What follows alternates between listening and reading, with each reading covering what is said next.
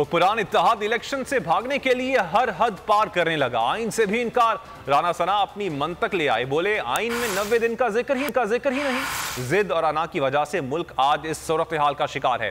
یوسف رضا گیلانی کے ساتھ press conference, وزیر داخلہ کو مذاکرات کی بھی یاد ستانے لگی، کہا جمہوریت میں مذاکرات واحد راستہ ہے جو بحران سے نکال سکتا ہے۔ سید یوسف رضا گیلانی کہتے ہیں سیاسی جماعتیں مذاکرات سے کبھی نہیں بھاگتی، اتفاق کیا ہے، آئین اور ملکی استحکام کے لیے ہر ممکن اقدام کے لیے تیار ہیں۔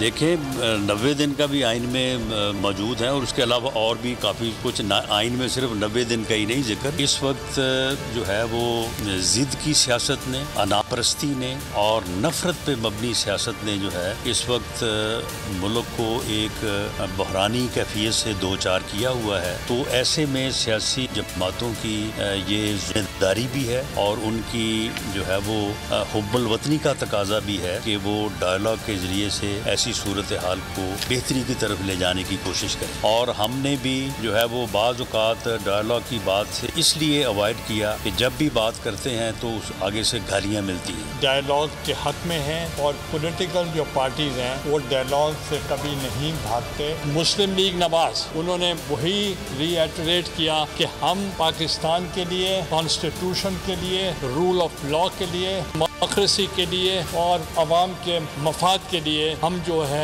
بھی ہم کر سکتے ہوئے ہم کریں گے۔ ہوائے نفس کی ہے حکمرانی، لٹیرا کر رہا ہے پاسبانی۔ بول نیوز کے مارکیٹنگ ہیڈ آکاش رام تاحال لاپتہ، تفتیشی ادارے جواب دینے سے قاصر۔ اہل خانہ پریشان، بیٹے کی جدائی میں ماں غم سے نڈھال۔ جو بچو ہندو پر آئے تھے جو کوہن پاکستانی، مجھے مہربانی کرے پنجو آکاش واپس کیو۔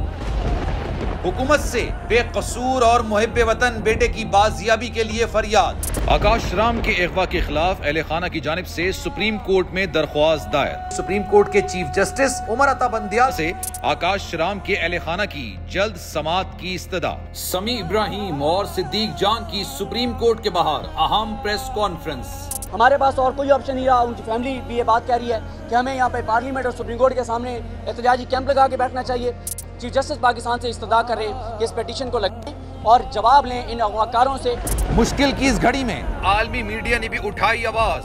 CNN، آج تک، انڈیا ٹوڈے، ٹائمز ناؤ سمیت عالمی میڈیا نے آکاش رام کے اغوا کے خلاف دیا بول کا ساتھ۔ اف کیا ظلم ہے، بول انصاف کا منتظر۔